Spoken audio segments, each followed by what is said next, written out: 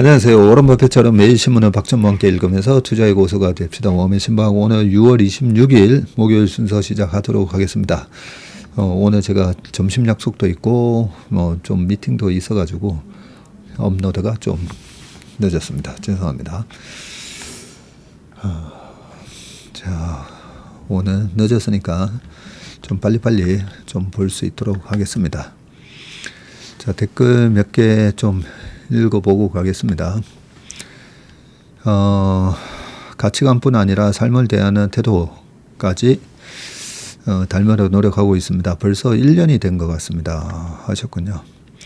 외국에 있으면서도 이렇게 배울 수 있는 플랫폼들이 있으니 기술 발전의 혜택이 정말 좋습니다. 매일매일 가리지 않고 지식과 지혜를 듬뿍 퍼담아 주시는 전문인 감사합니다. 식당으로 치면 손이 정말 크십니다. 갈수록 크게 번창하실 느낌이 듭니다. 네, 제가 좀 손이 크긴 합니다. 그냥 이래 손도 크지만 식당 가서 주문을 하잖아요. 항상 이렇게 좀 모자라지 않도록 시키다 보니까 너무 좀 많이 먹는 경향도 있는데 네, 이왕이면 좀 통 크게 뭘 하든 같이 함께 하시는 분들이 정말 푸짐하게 대접받았다. 약간 이런 느낌이 들도록 하고요. 제 혼자서 밥 먹을 때는 저희 집사람이랑 둘이 밥 먹을 때는 맨날 이 순댓국 김치찌개 이런 거 이제 찾아다녀 가지고 좀 그렇긴 한데 신문 맛집, 주식 맛집 최설리 TV. 대표님 말씀은 빨리 들으면 소화가 안 돼서 천천히 들으면서 생각하면서 들어서 세포 속에 담아가요. 시간을 낸다는 것은 진심이 아니면 힘들다는 것을 배우고 있습니다. 그러니까요. 내 시간을 낼 때 어떤 마음으로 해야 되냐면요. 시간을 낸다는 게 우리가 일반적으로 돈을 이렇게 기부하거나 이러지만 실질적으로는 그 돈을 벌기 위해서 내가 얼마만큼의 시간을 투입했는가. 그래서 그 시간을 어떻게 보면 다른 사람을 위해 쓰는 거잖아요. 그래서 내가 꼭 돈이 많지 않아서 돈에 대한 이 기부가 없더라도 이 시간에 대한 기부는 얼마든지 또 할 수 있잖아요. 그래서 저희 직원들한테도 저희 회사에 오는 그 인턴들 학생들한테 보통 옛날에 미생 이런 드라마 보면 인턴들에 대해서 되게 홀대하지 않습니까? 그죠? 지금도 그런 분위기가 많다라고 제가 알고 있는데 저희 직원들한테는 제가 당부한 게 있어요. 나중에 돈 벌어서 기부하고 내가 지금은 안 되는데 나중에 내가 잘 되면 도와줄게. 내가 하면 도와줄게. 이거 평생 못 하는 거예요. 대통령이 된다고 도와줄 수 있을 것 같습니까? 대통령이 되면 이거 도와줬다가 나중에 내가 탄핵당할 수 있어 이러면서 또 못 도와줄 거예요. 그죠? 그래서 이 도와주고 이런 거는 지금 내가 힘든 상황에서 할 때 의미가 있는 거고 그 마음가짐이 어쨌든 저희 직원들 보고 지금 와 있는 인턴들한테 재능 기부한다 생각하고 진심으로 이렇게 도와주라고.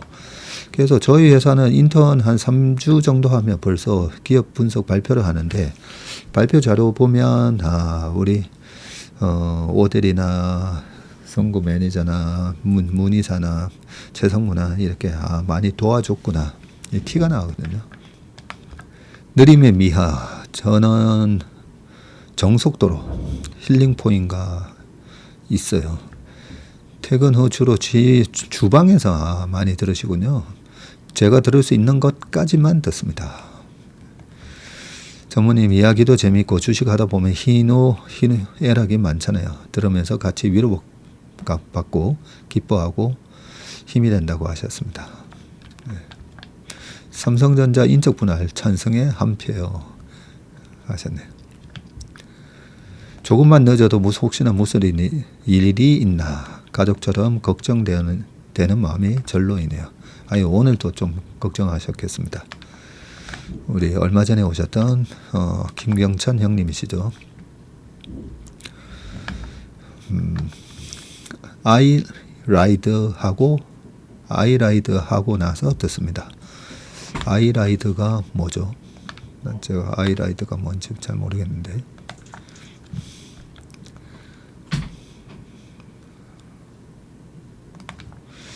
오늘 낮에 너무 피곤해 보이셔서 걱정했는데, 네, 한 이틀 동안 잠을 많이 못 자가지고 다시 한 수요일하고 목요일 약간 좀 푹 잤더니 많이 좋아졌습니다. 매일 아침 듣던 모닝브리프가 어제는 시간이 되었는데도 안 떠서 가슴이 철렁하면서 온갖 걱정을 하다 보니 그저께 바꾼 유튜브 설정 때문이었다. 어느샌가 제 일상의 루틴이 되어서 새삼 제가 채슬리 분들께 많이 의지하고 있구나 느꼈습니다. 매일 정성을 다해 주시는 방송에 감사드리고 최근 좀 봤다고 자만했는데 언젠가 주식 투자 잘 못하는 사람에 대한 뼈 때리는 말씀 덕분에 정신 차리고 계좌 대수선 들어가서 지금은 제복 많이 해오겠습니다. 아유, 축하드립니다. 헤어스타일 경쾌해서 좋습니다. 네. 근데 머리까지 너무 단정하시면 좀 어려운 분으로 느껴질 듯 하셨습니다. 네. 공감합니다 라고 해주셨고요. 주식의 전과 딱이네요. 동아전과가 더 좋았었는데 그렇네요. 동아전과도 있었고 정말 국민학교 생각이 나네요. 근데 전무님도 동아표준전과 세대라니 아들들한테 세이기 오빠라고 항상 하는데 네. 감사합니다. 전자는 수년 전부터 워라벨이 구글보다 좋다는 소문이 돌았던 기억이 납니다. 언제까지 예전같이 소위 헝그리 모드로 일해야 하는 건 아니겠지만 업무 생산성을 올리는 데 집중하기보다는 당장의 물리적인 업무 강도와 근무 시간으로 워라벨 변화를 줬던 거 아닐까 싶습니다. 너무 안타깝습니다 하셨습니다. 제가 덴버에서 MBA 할 때 거기 펀드 평가 회사가 있었어요. 리플 어널리티컬 서비스라는 회사인데 그 펀드 평가 회사에서 제가 3개월 동안 여름 방학 때 인턴을 했었거든요. 인턴을 하는데 깜짝 놀랐어요. 처음 들어갈 때 어떤 가이드라인을 주죠. 뭐 베이스볼 캡 쓰면 안 되고 청바지 입으면 안 되고 그 다음에 정치 얘기, 종교 얘기 뭐 이런 거 하면 안 되고 뭐 쭉쭉쭉 있고 그 다음에 오전에 한 번, 오후에 한 번 15분씩 네가 휴식 시간 정해라 그런 거예요. 그래서 저도 이제 회사 한 3년 다니다 가긴 했지만 휴식 시간을 따로 정한다고? 그래서 한 15분 뭐 10시에서 10시 15분 오후에는 뭐 몇 시부터 정했었는데 일을 딱 시작하고 보니까요. 거기도 굉장히 사람이 많았거든요. 뭐 노는 사람 없고 사적인 전화하는 사람 없고 신문 이렇게 쭉 앉아서 신문 보는 사람 없고요. 다 열심히 일을 하고 있더라고요. 제가 그거 보고 좀 놀랐어요. 그때 당시에는 토요일도 일을 할 때였었는데 저희 우리나라 회사에서 보통 보면 토요일날 나와가지고 그냥 한 2시간 동안 신문 보다 가는 윗분들 많았거든요. 그런데 그 회사에서 딱 근무 시간 동안은 정말 열심히 일을 합니다. 그래서 생산성이 다르구나. 미국 기업들의 생산성이 되게 높잖아요. 그 생산성이 곧 그 회사의 OP 마진이고 또 ROE고 뭐 다 그런 수치들이잖아요. 왜 이렇게 수치가 높은지를 알았었거든요. 그리고 제가 한국 와서 그 자산운용사에서 일을 하다가 골드만삭스나 이런 데랑 모건 스탠리랑 미팅하잖아요. 그러면 그 더운 7월 8일 그 더운 여름에 까만 양복에 흰 와이셔츠 반팔 절대 아니에요. 딱 이 긴팔 와이셔츠 하여다가 넥타이까지 딱 메고 나타납니다. 땀 뻘뻘 흘리면서 그 원래 이 백인들이 보면 열이 많잖아요. 그래도 추운 웬만한 뭐 한 5도 정도 되는 쌀쌀한 날씨에도 뭐 반팔 입고 다니는 그런 사람들이 그 더운 여름에 까만 양복에 쫙 차려입고 딱 와가지고 미팅합니다. 그래서 저는 우리가 저 형식에 얽매 있는 거 되게 싫어하거든요. 되게 싫어하지만 어떻게 내가 마음가짐이라고 생각합니다. 어떤 옷을 입고 와서 일을 하냐 할 때 그 마음가짐이 중요하다고 생각하는데, 우리가 그 닷컴법을 지나갈 때 보면 구글이나 이런 데서 뭐 사무실에다가 비치 파라솔 같은 거 대놓고 막 되게 자유롭게 굉장히 크리에이티브하게 일을 하라고 그런 문화를 만들어 놓긴 했는데, 그래도 걔네들이 일할 때는 정말 빡세게 일을 하거든요. 그래서 저는 우리 전자가 약간 그런 좀 자존심이 있었으면 좋겠어요. 이러다가 하이닉스한테 밀렸잖아요. 그리고 어제 신문에서도 SMIC한테 지금 파운드리도 뭐 7%, 1% 차로.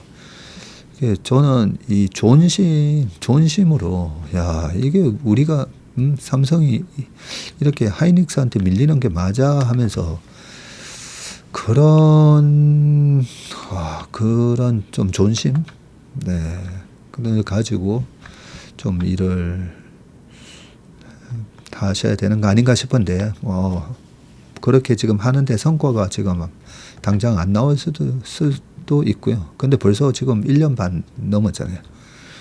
근데 뭐 원래 삼성그룹의 문화 자체가 이 내려오던 전통적인 그 문화가 있기 때문에 반드시 다시 옛날의 삼성의 모습을 보여줄 거라 생각합니다. 윤지호 센터장님께 악플러가 붙어서 괴롭히나 봅니다. 아이고, 상처받으셔서 SNS에 글 올리셨네요. 전화 한 통 제가 드려야 되겠습니다. 우리 윤쌤께서 시장을 뭐 이런저런 전망을 하시다가 뭐가 이래 좀 답답하면 가끔씩 저한테 전화하시거든요. 세희가 내가 지금 이렇게 시장 이럴 것 같은데 이거 내가 잘못 보고 있냐 뭐 하면서 전화하시는데, 제가 유튜브에서 정말 자신 있게 추천하는, 이분 거는 꼭 보세요, 자신 있게 제가 추천하는 분이 우리 윤센입니다. 네, 우리 윤센은 찐고수입니다. 찐고수. 저희 업계는 다 알잖아요. 우리 업계에서는 누가 실력이 있고 누가 실력 없는지 다 알잖아요. 우리 윤센은 찐고수십니다. 근데 그런 찐고수가 얘기해 주는 것도 거기다가 가서 악플 다는 그런 사람 뭐 꼭 있잖아요, 보면.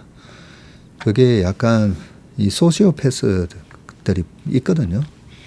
벌써 유튜브에 이래 보면 소시오패스들 뭐 보이잖아요.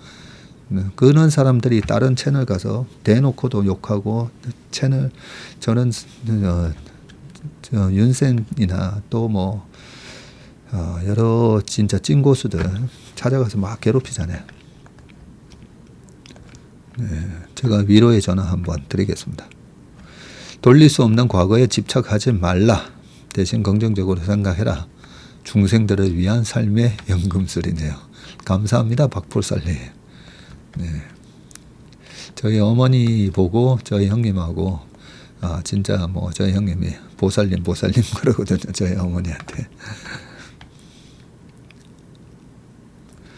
저도 3전 6만 돌파하면 7만까지 매물대 없어서 6만만 넘으라고 기도 모드였었는데 오도령 전망 듣고 하셨습니다. 오늘 좀 밀린다, 그죠? 인턴을 하고는 조급하고 불안한 마음이 덜하여 좋습니다. 인턴 전에 현대 로템을 22,000원 정도에 와이프에게 사라고 했는데 조금의 변동이 생기면 팔아야 하지 않나면서 제가 욕심이 많다는 등의 힐난한 비판도 받았는데, 결국 3만원 경에 30% 팔고 주식이 6만원 가도 팔까 8만원 가도 팔까 압박이 심했는데, 그러다가 인턴이 되었는데 종목에 대한 정보를 듣고 확신이 생겨 강하게 말합니다. 기다려라고. 우리가 부동산을 사든 어떤 주식을 사든 이거는 얼마짜리야, 이거는 3년이 지나면 얼마가 될 거야, 5년이 지나면 얼마가 될 거야. 아니면 내가 투자 듀레이션이 1년 보고 샀으면 1년에 이거는 얼마 가야 돼라는 게도 그 가격이 보여야 되죠. 그게 하다 보면 10번에서 10번 다 맞지는 않겠지만 최소한 내가 들어갈 때 그냥 이래 차트만 보고 하는 건 아니라 했잖아요. 이 펀더멘탈한 거를 80% 이해하고 그 다음에 차트를 보고 딱 들어가서 이게 현저하게 싼 영역에서는 제가 트레이딩 하는 거 아니라고 했잖아요. PBR 0.9 이하에서 0.85에서는 뭐 바닥에서 여기서 사고 팔고 하는 게 아니라 거기서는 과감하게 이제 모으는 거고요. 트레이딩을 하는 거는 이제 비싸졌을 때 이 테크니컬한 기술이 필요한 거죠. 인생이나 투자에 도움되는 얘기를 많이 해주셔서 인턴하고부터는 1배속으로 듣습니다 하셨습니다. 소문 내버렸어요. 카페에다가 쫙. 지루해하는 분들도 있다지만 다 스며든다 하더라고요. 고맙습니다.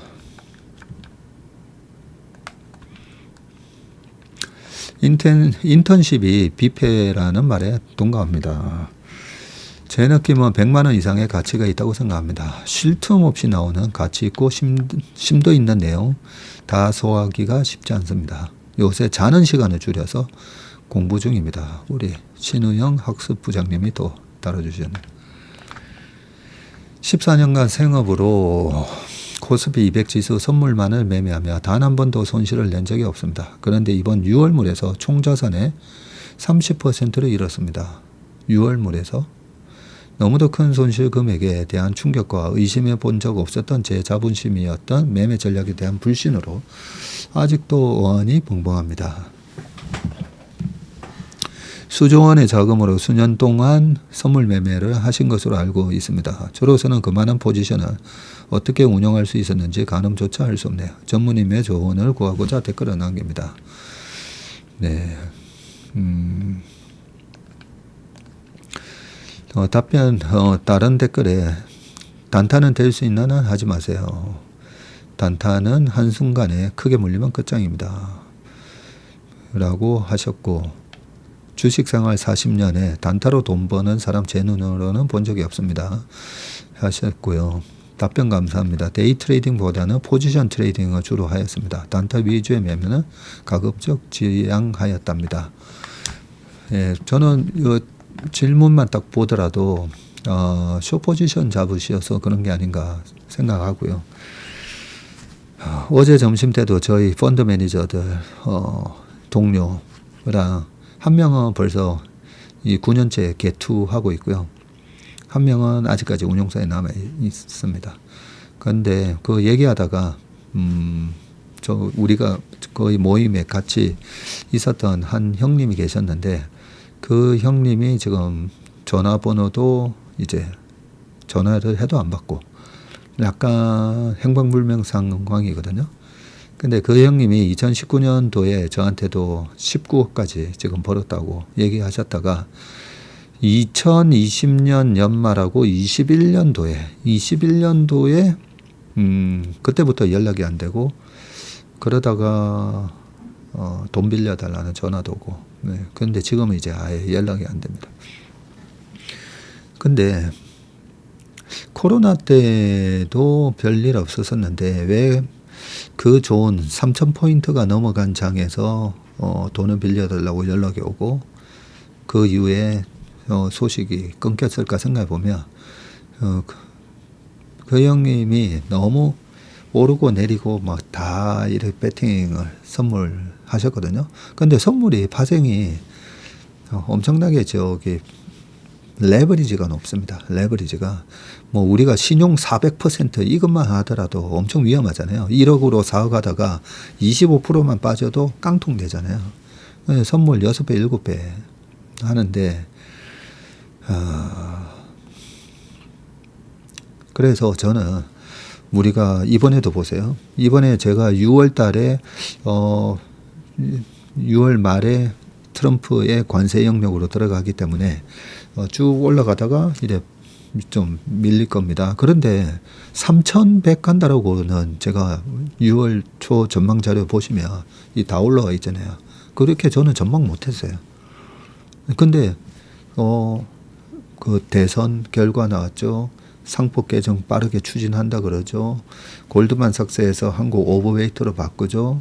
거기다가 우리 최슬리 AI에도 만들어놨지만 한국, 미국 전부 다 강세장 전환하면서 이 헤지펀드들 매수 들어오죠. 그러면 우리가 생각했던 것보다 훨씬 더 올라가고 생각했던 것보다도 훨씬 나빠지잖아요. 근데 이걸 다 맞출 수 있다. 이 오르고 내리고 그 진폭까지 다 맞추면 워런 버핏보다 더 부자가 되죠. 근데 이 레버리지를 쓰고 있기 때문에 말씀하신 대로 9번 맞췄다가 한 번 털려버리면 이 30% 이러셨다고 했잖아요. 그래서 크게 터질 수 있는 걸 줄여야 되는데 그 줄이는 저의 원칙으로 이 파생에 대한 원칙을 말씀드리면 저도 옵션으로 제가 만약에 이제 운용사 다 그만두고 하면 저는 선물 옵션만 할 거거든요. 선물 옵션 할 건데 옵션도 원칙이 있어요. 만기주에 플레이하지 않는다. 만기주에 한 방에 거덜나는 경우가 많잖아요. 그리고 선물은 절대 숏배팅하지 않는다. 떨어질 때 롱배팅을 했는데 더 떨어지잖아요. 그러면 대충 PBR 0.9 미만에서 0.7 갈 수도 있죠. 그런데 자금 관리만 되면 얼마든지 그냥 버티면 결국 다 올라오니까요. 항상 다 올라왔습니다. PBR 0.9 밑에 들어가 가지고는 항상 다 올라왔어요. 1년 안에. 예, 그런 1년 안에 내가 얼마든지 버틸 수 있으니까. 근데 숏배팅을 잘못했다가 위로 얼마나 더 올라갈지 모르잖아요.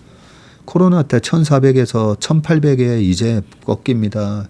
2,100에는 이제 이번에 올해의 고점 나왔습니다. 뭐 그러면서 고버스 얘기부터 해가지고 그런 얘기한 사람들이 3,300 갔잖아요.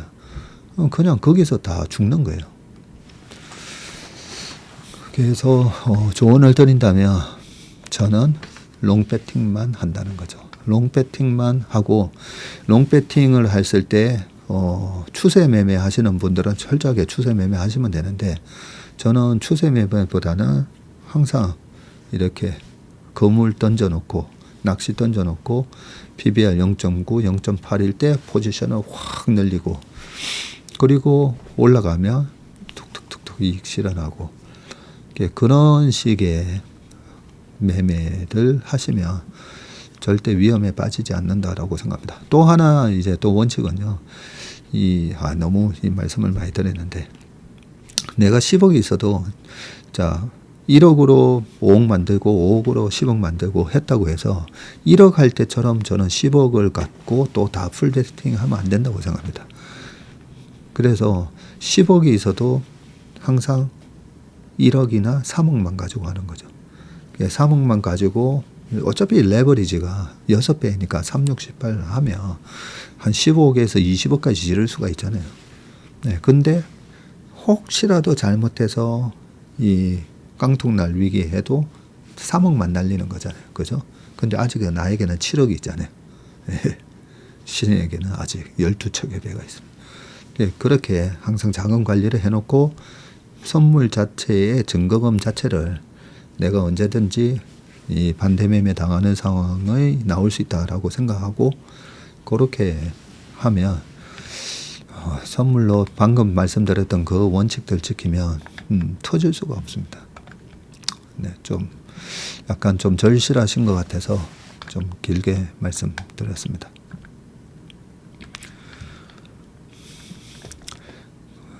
코스피가 7월에 조정이 온다고 하셨는데 지수 ETF를 정리해야 할까요? 하셨는데 그냥 6월 말부터 7월 초 조심하자. 우리가 2월 초, 3월 초, 4월 초 다 트럼프 관세 때문에 조정이 왔잖아요.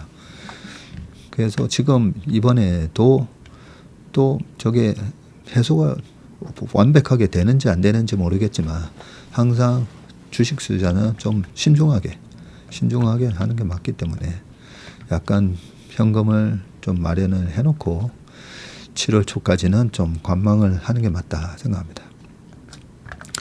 친구들에게 채슬리 TV 구독을 권했는데 과연 들을지는 미지수입니다. 그냥 종목을 찍어달라고만 했어요. 그래서 말해주면 그때는 꼭 안 사더군요. 다른 일들도 마찬가지겠지만 투자도 본인이 직접 공부하고 체험해야 실력이 되는 거겠죠. 네, 맞습니다. 그리고 주식 얘기해줘봐야 안 되면 야 네가 얘기한 거 샀다가 지금 뭐 손해가 마이너스 30이야 이러고요. 올라가잖아요. 올라가면 가만히 있습니다. 네. 그래서 웬만하면 종목 얘기 같은 건 안 해주시는 게 낫습니다. 그동안 눈팅만 하다가 인턴 가입하셨네요. PC에서는 볼 수 없는지요? PC 연동해서 볼 수 있는 걸로 알고 있습니다. 네, 한번 문의해 보십시오. 시간이 없을 때는 모닝 브리프를 인공지능 요약으로 한번 훑어봅니다. 어느 날 오석도령이라고 요약이 나와서 뭐지 했는데 9월에 중국의 시진핑 주석과 관련된 일이 중국 증시에 긍정적인 영향을 줄 수도 있다고 하셨는데 그렇게 된다면 외국인 자금이 중국으로 몰려서 우리나라 증시에는 어떤 영향이 있을까요? 네, 그것 때문에 뭐 중국으로 또 가지는 않을 겁니다. 네, 중국이 좋아지면 하여튼 우리나라 중국 소비 수혜주들이 많이 긍정적인 영향을 받을 거다 생각을 합니다. 삼전은 작년 하락시 만들어 둔 갭 3개가 있죠. 최소한 그 갭은 메우러 천천히 우상향할 테니 아직 지수도 삼전도 올라갈 룸이 많아 보이네요. 하셨습니다. 초췌한 모습, 장인의 느낌이 물씬 풍기네요. 어제 되게 초췌했나 봅니다. 신규 상담 오신 분들도 분 중에 한 분도 딱 보자마자 되게 피곤해 보인다고. 웜의 신박 인트로를 성경 불경이 아닌 삼천포경이라고 하면 될 듯요. 삼천포경 좋네. 새로운 회사 생활 적응하랴, 새벽에 공부하랴 정신이 없습니다. 우리 주라기님이 말씀하셨고요. 자, 1986년 4월에 체르노빌 원전 사고 그리고 후쿠시마 원전 사고에서도 알 수 있듯이 원자력 발전소는 매우 위험한 에너지원이라 볼 수 있습니다. 소형 원전도 위험하긴 마찬가지 아닐까요? 네, 말씀하셨습니다. 우리가 그런 것 같아요. 비행기 사고 나면 이번에 인도에서 한 분 살아나시긴 했지만 사고 나면 그냥 죽는 거잖아요. 그래서 비행기는 운행을 금지시켜야 된다. 그러지는 않지 않습니까? 그래서 이번에 그 공부를 해봤지만 소형 원전이 사고 날 확률은 대형 원전이 사고 날 확률보다도 10억 분의 1 뭐 이런 식으로 뭐 엄청나게 확률이 낮더라고요. 그래도 사고 나면 체르노빌 봤잖아. 예, 그렇게 돼 있는데 1986년이잖아요. 40년 지났잖아요. 그죠? 그리고 우리는 조심한다고 하는데 저는 중국 지금 저쪽 우리나라 서해안 쪽에 원전이 어마무시하게 많거든요. 그래서 저는 우리가 조심한다고 이게 될 일인가, 예, 그런 생각도 좀 듭니다. 네, 그러면 이제 신문 기사로 좀 넘어가 보도록 하겠습니다.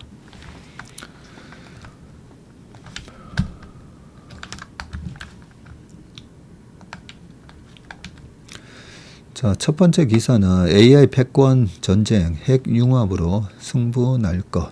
요 기사부터 보도록 하겠습니다. 스트롱 코리아 포럼이 있었나 봅니다. 상업 우주 개발 경쟁 뜨겁다. 미국 우주군 창설의 주역인 로저 티거 전 미 공군 우주사령부 전략기획국장 오른쪽 끝. 여기 이분이시군요. 여기 그죠? 25일 스트롱 코리아 포럼 2025에서 기조 연설을 하고 있다. 이번 포럼은 트럼프 사이언스 AI와 양자 기술로 에너지 우주 밸류업을 주제로 열렸는데 한국, 미국, 일본, 프랑스 등 국내외 기업과 대학, 연구소, 정부 관계자 1000여 명이 참석해서 성황을 이뤘다라고 합니다. 자, AI와 양자 기술이 미국의 골든돔을 완성할 겁니다. 네, 요즘 골든돔 얘기가 많습니다. 미국 우주군 창설의 주역인 로저 티거 이 국장은 이 기조연설에서 트럼프 대통령이 추진 중인 미사일 방어 체계 골든돔에 대해서 이렇게 말했는데요.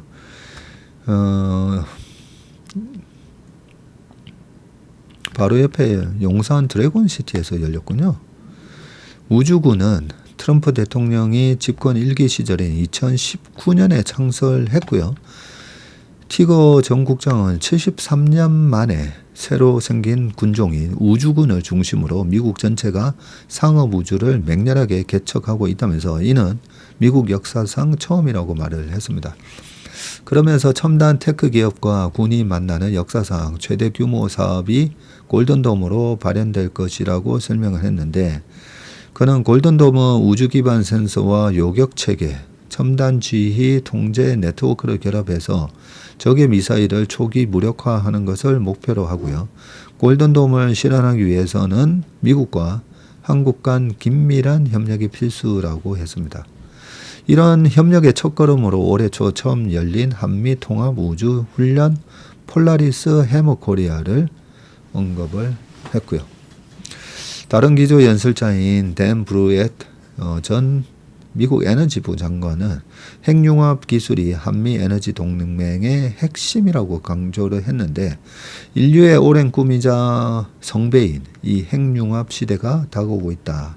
핵융합은 최고의 무탄소 에너지원이라고 밝혔고, 핵융합의 관건이 플라즈마를 제어하는 비선형 시뮬레이션 등 병렬 연산에서 양자 컴퓨터를 따라올 기술이 없다고 했습니다. 이재명 대통령은 이날 스트롱 코리아 포럼에 축사를 보내서 한 걸음 뒤처지며 추격자로 도태되겠지만 한 반걸음만 앞서가면 무한한 기회를 누리는 선도자가 될 수 있다면서 AI 반도체 등 첨단 기술과 산업에 대한 대대적 투자와 지원으로 미래를 열겠다. 이렇게 말씀하셨고요. 에너지는 AI 시대의 유일한 보편적 통화입니다. 한국과 미국은 에너지 분야에서 기초부터 첨단 기술까지 적극 협력해야 합니다. 라고 말씀을 하셨네요.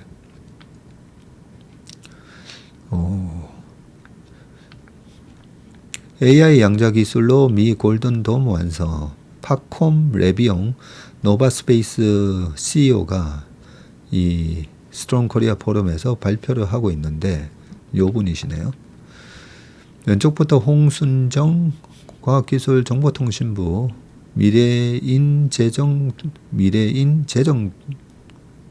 미래인재정책국장, 그리고 슈아 게케 퀀티넘 재팬 CEO 등등 이런 분들이 오셨군요.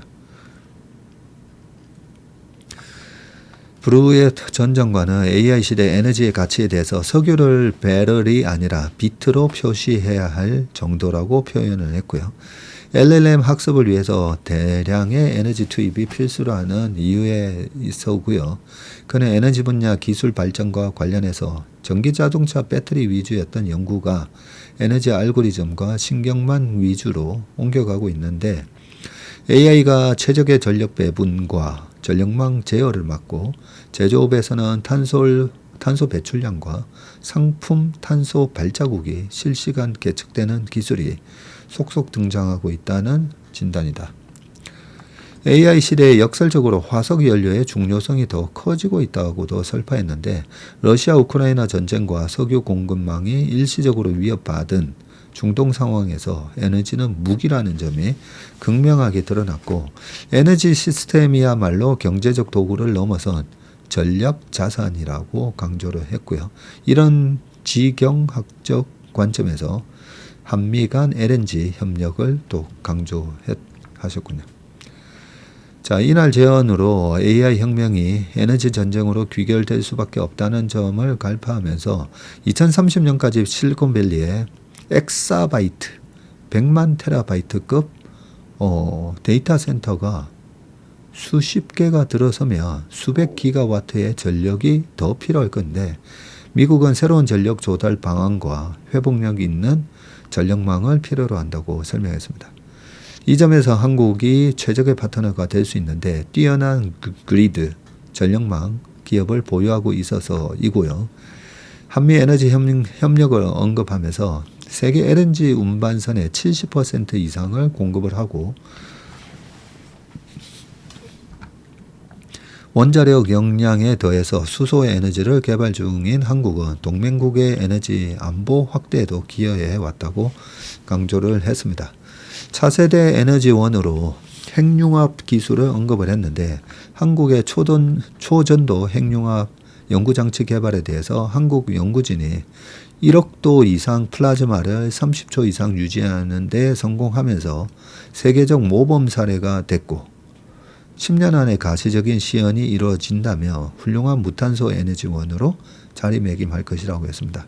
신재생 에너지를 주전원으로 원전을 보조전원으로 활용하겠다는 새 정부의 정책 방향이 맞는지를 묻는 청중 질문에 재생에너지를 주전원으로 사용하는 것은 불가능하다고 하면서 한미에너지동맹의 목적은 중국과의 AI 레이스에서 이기는 것이라면서 이를 위해서는 모든 에너지원을 사용하려고 노력해야 한다고 하셨네요.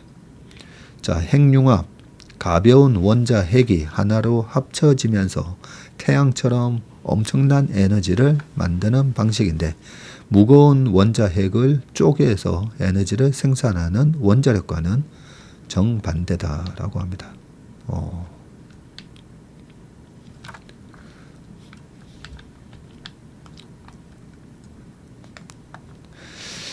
자, 두 번째 기사입니다. 투자 경고에 화들짝 묻지마 원화코인주 하루 만에 곤두박질.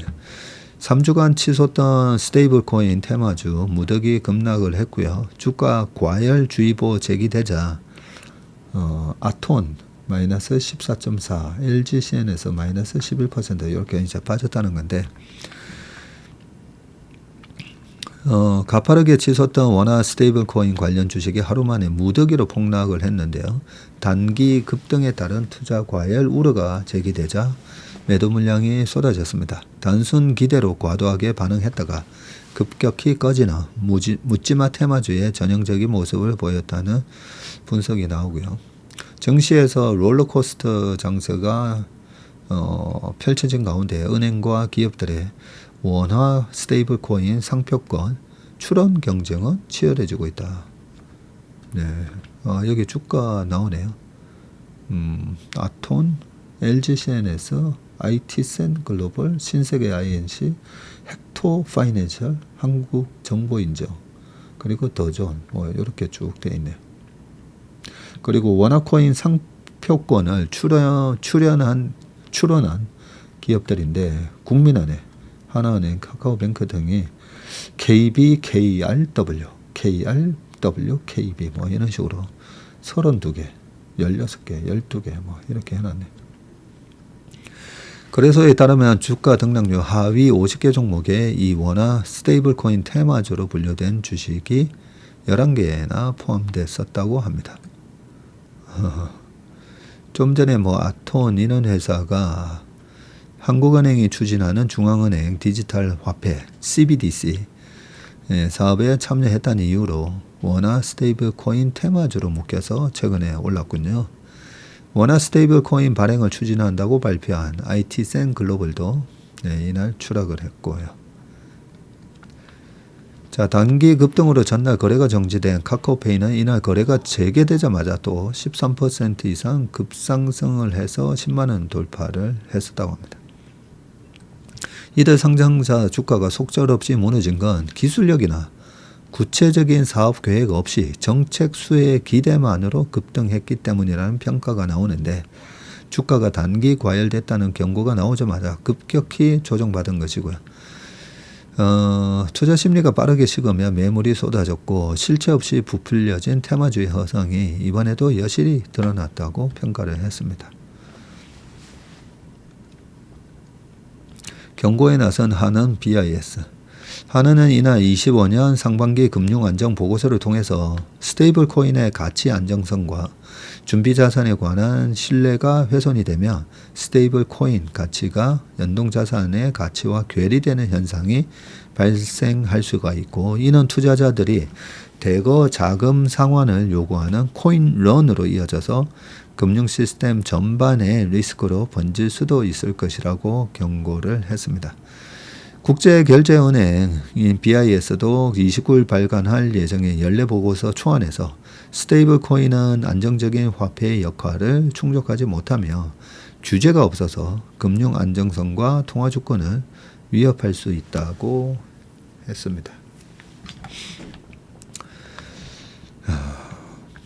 이번에 그 미국의 스테이블 코인에 관련된 여러 가지 조항들 보면, 일단 단기채 2년물 미만 단기채 위주로 해라 뭐 이런 등등이 있는데, 나중에 하다 보면 스테이블 코인도 이래저래 우리 스테이블 코인을 가지고 계시면 뭐 예금처럼 5% 6% 이익을 또 드릴 수 있습니다. 뭐 이런 게 막 나올 거예요. 지금도 그런 게 있는 걸로 알고 있지만, 그러면 그게 채권을 사놨는데 채권에서 어쨌든 이자가 발생하니까, 그죠? 그 발생한 이자의 또 일부를 이 코인 홀더들한테 주겠다. 뭐 배당금, 분배금 이런 형식으로 주겠다. 그런 것까지 얘기하다가 지난번에도 말씀드렸듯이 거기에 수익을 좀 더 주려면 좀 더 이자율이 높은 장기채라든지 아니면 회사채라든지, 그죠? 신용등급이 조금이라도 낮은 거 하면 이율을 더 줄 수 있다 보니까 그런 걸로 이래 하다가 그 자산에 문제성이 생기면, 그러면 결국은 배당은 고사하고 원금도 못 건지는 그런 사태가 발생할 수가 있고, 그렇게 되면 뱅크런 같은 일처럼 스테이블 코인도 무조건 팔고 야 먼저 빠져나와야지, 나와야 돼, 이런 현상이 발생할 수도 있으니까 조심해라. 코인런이 발생할 수 있다, 이런 거죠. 저번에 루나 테라처럼. 자, 단독 5조 8천억 자금 조달했는데 PRS까지 막히면 기업들 돈 감원이라고 되어 있는데, 이거 약간 좀 어려운 내용이긴 한데요. 그래도 우리가 좀 알고는 있어야 될 것 같아서.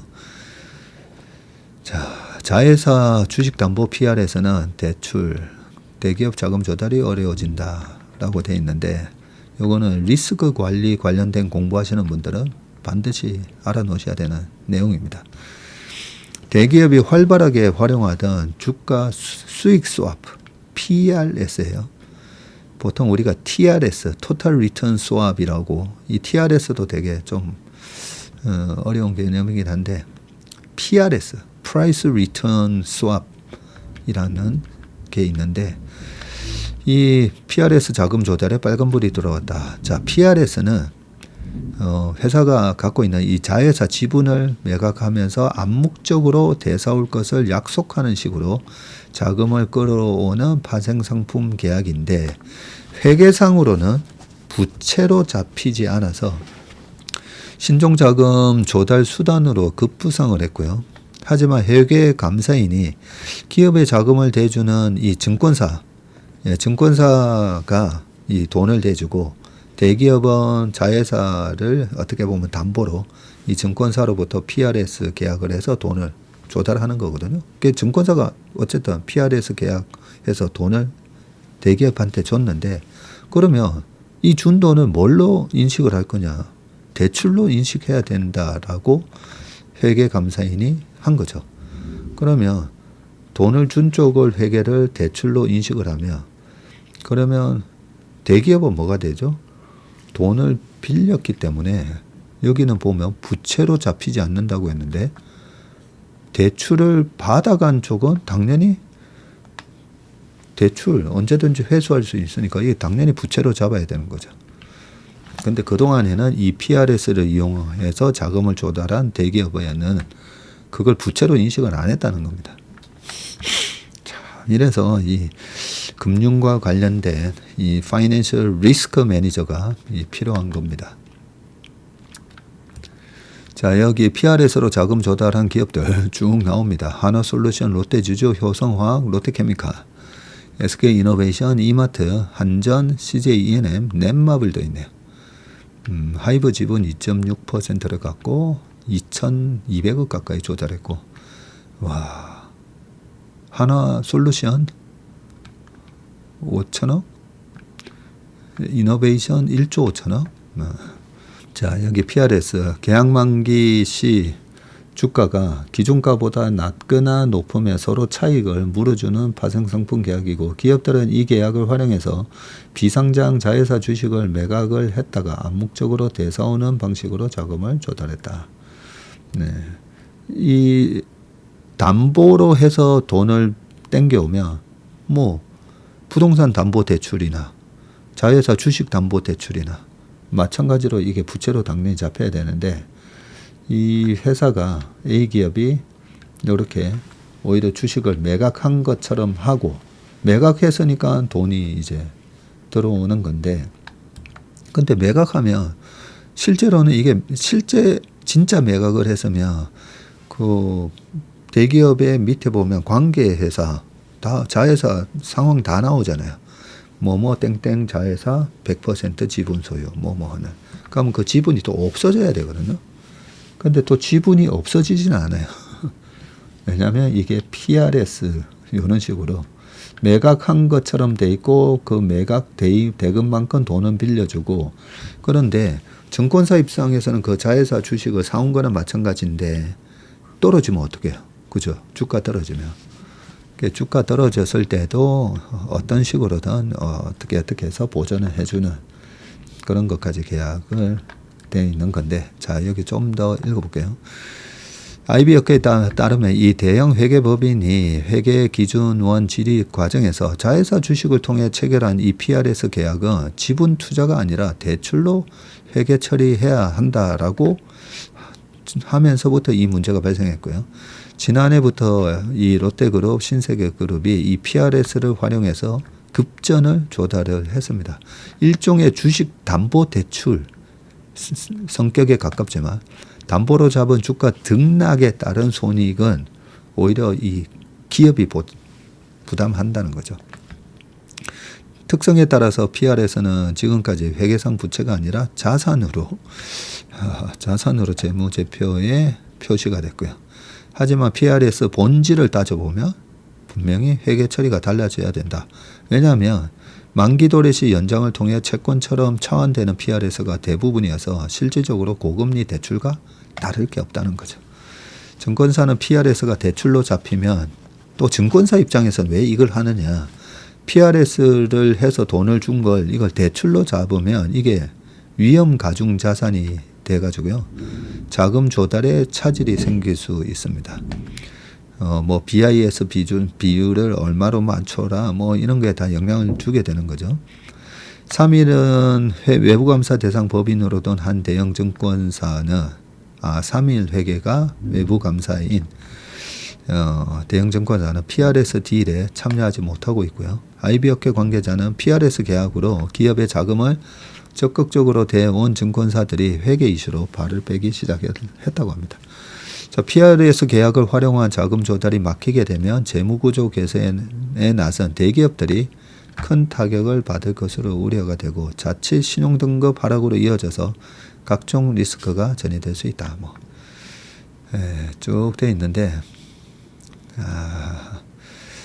요게 이제 어떤 위험이 있을 수 있는가만 말씀드리면, 그래서 증권사 입장에서는 돈을 빌려줬잖아요. 빌려줬는데 이 회사 자회사 주가가 떨어져도 기업이 보전을 해줄 거니까 주가가 10,000원짜리가 5,000원이 됐어요.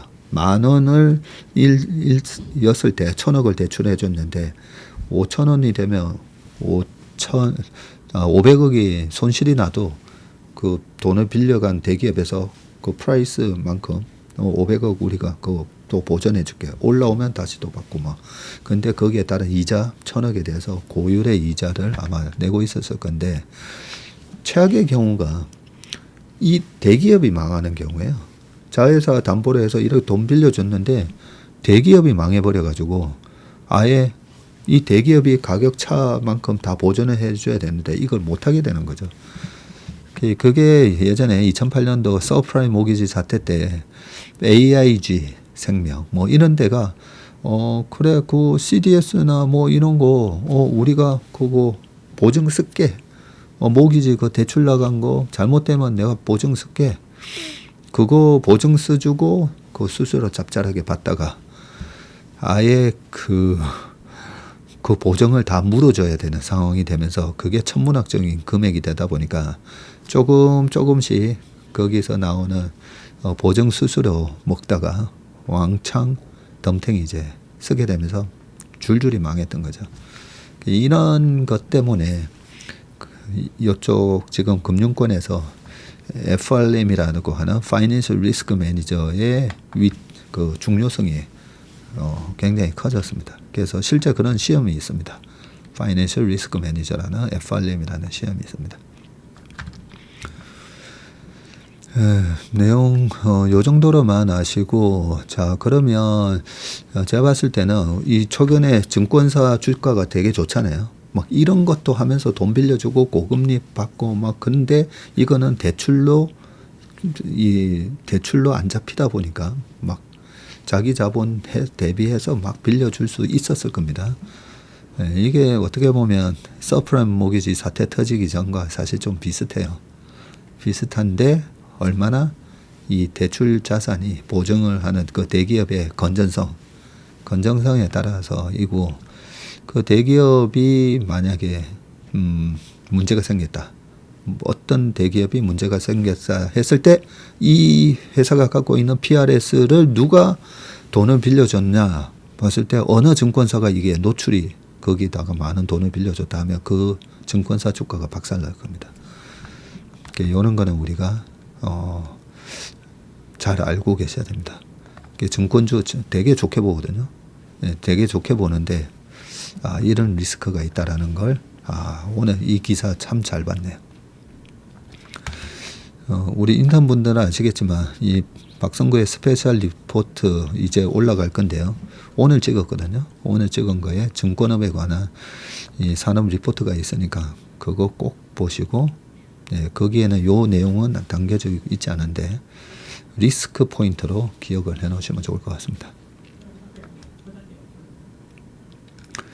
자, 그 다음 기사는 상법 개정 임박 유상증자 EB 발행 급브레이크.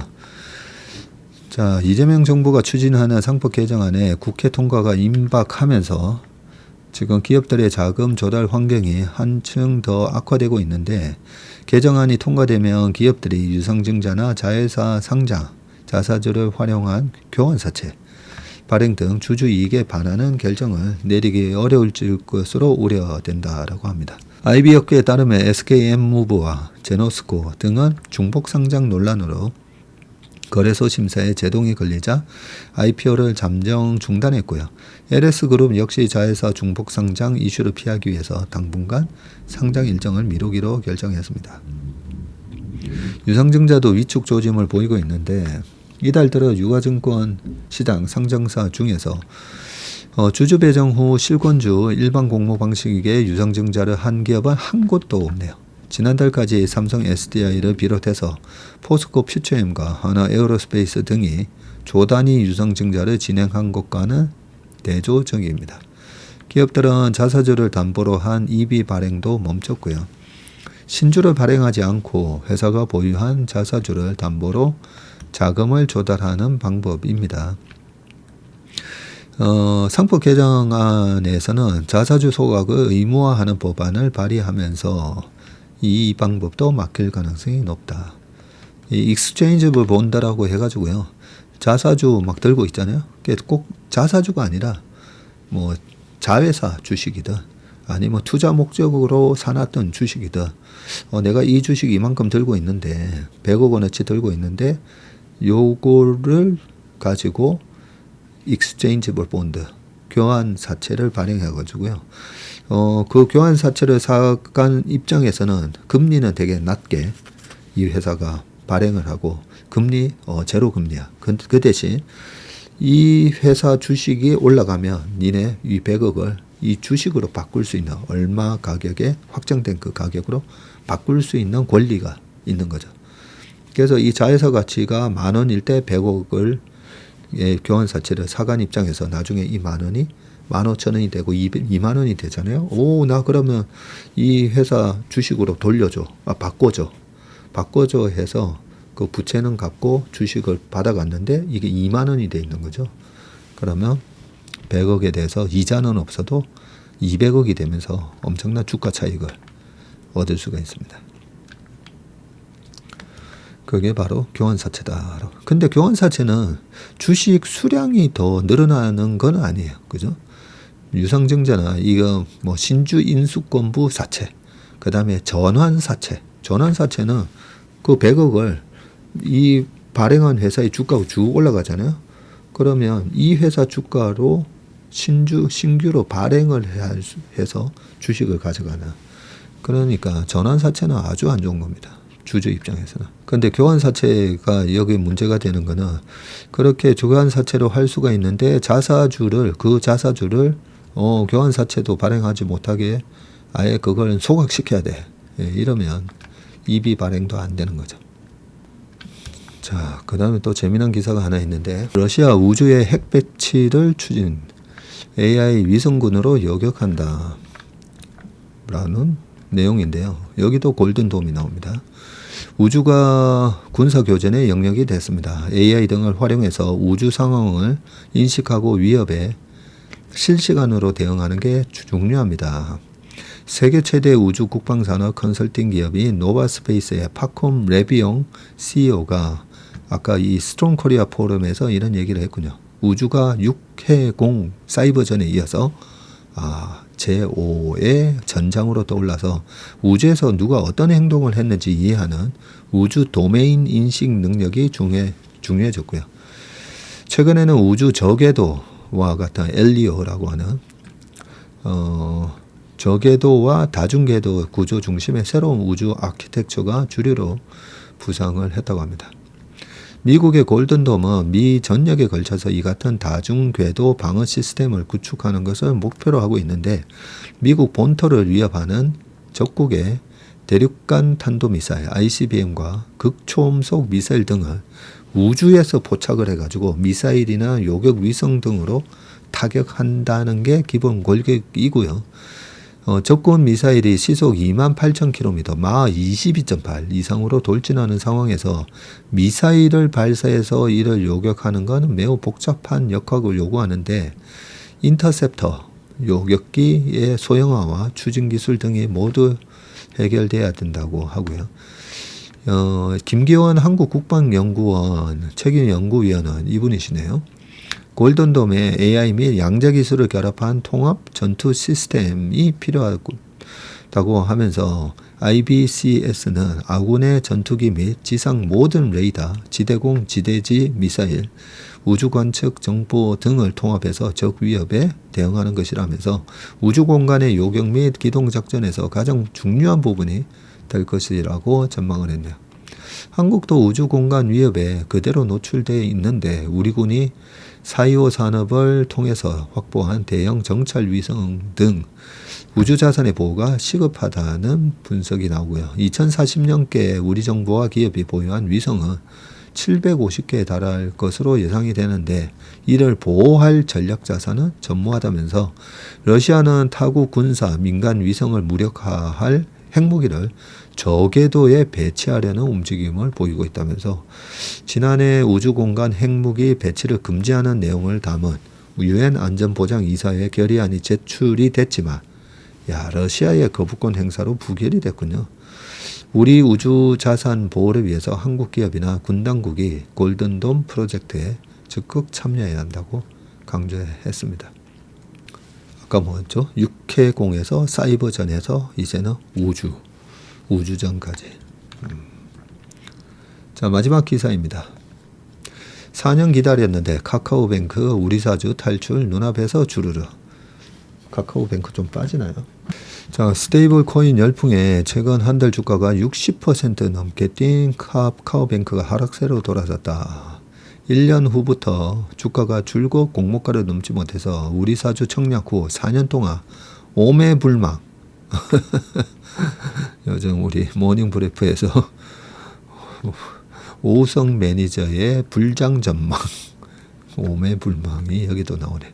오매불망 탈출을 고대하던 직원들의 기다림은 더 길어지게 됐는데 카뱅이 지금 31,600원까지 이렇게 떨어졌는데 최근 주식시장에 부은 스테이블 코인 열풍에 카뱅 주가가 지난 장중 한때 38,000원을 넘으면서 공모가가 39,000원이었었군요.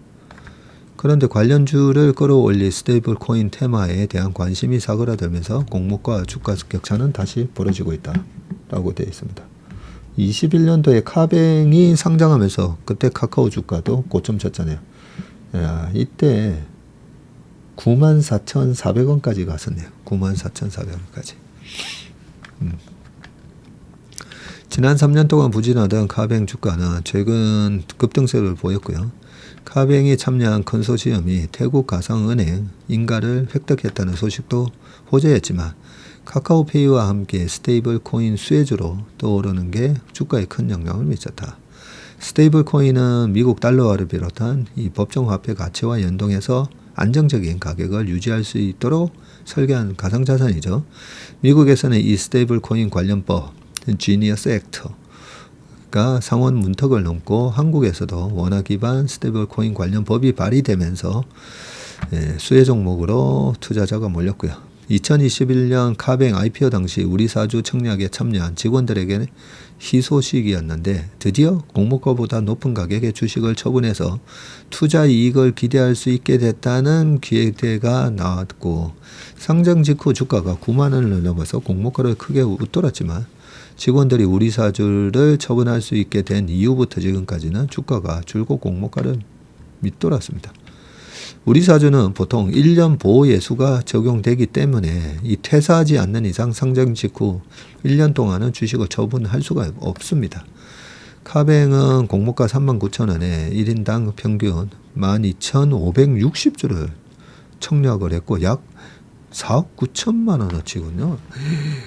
아이고야. 카뱅 주가가 부진했던 이유는 대출 규제가 강화된 환경에서 보호예수가 풀린 주요 주주들이 상장 직후 지분을 팔고 나선 영향이 컸는데 카카오페이 임원의 대량 매도 사건까지 겹치면서 22년 6월부터 카뱅의 주가가 25,000원에서 3만 사이를 오갔고요. 직원들은 하락하는 주가를 지켜봐야만 했고 매수 규모가 컸던 터라 이른바 물타기도 쉽지 않았고요. 그렇네요.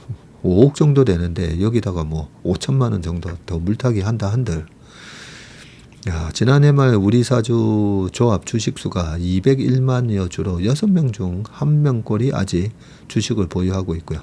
4년이 지난 지금 스테이블 코인 열풍이라 예상치 못한 바람이 불었지만 직원들의 기다림은 더 길어질 가능성이 크다.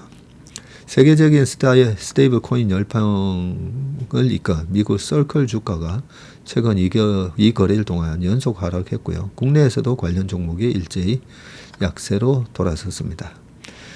카카오페이가 공모가 9만 원을 웃돈 것과는 달리 카카오페이는 공모가가 9만 원이었는데 카카오페이는 상장하고 24만 8,500원까지 갔다가 21,200원까지 작년 11월에 빠졌다가 이번에 많이 올라왔었네요. 11만 4천원까지 올라왔었네요. 카카오뱅크는 이번 상승 랠리 중 공모가 이상의 주가를 기록하지 못했다. JP모건과 HSBC 등 글로벌 IB는 원화 기반 스테이블 코인 관련 기대가 과도하다면서 경고하고 나섰고 IB 전문가들은 달러 기반 스테이블 코인과 달리 원화 기반 스테이블 코인은 확장성에 제한이 있죠. 전 세계인들이 원화 기반 스테이블 코인을 쓸 리가 없으니까요. 이제 법안이 발의된 상태로 실제 사업 모델도 가늠할 수 없다고 지적했다. 스테이블 코인 열풍 전 증권사들이 카뱅에 대해서 제시한 목표 주가는 평균 27,700원이었다. 라고 합니다. 자, 오늘 웜의 신박은 여기까지 하겠습니다. 요즘 계속 이 웜의 심박 찍으면 1시간이 넘어가지고요. 아이고 이거 너무 시간을 많이 뺐고 민폐다 이런 생각이 좀 드는데 이 댓글에 중요한 질문들이 많다 보니까 하나하나 좀 답변도 드리다 보니까 시간이 자꾸 늘어나서 그런데요. 좀 더 컴팩트하게 웜의 심박 찍을 수 있도록 한번 해보겠습니다. 네, 오늘 하루도 행복하고 사랑이 넘치는 그런 하루 되시길 바라겠습니다. 고맙습니다.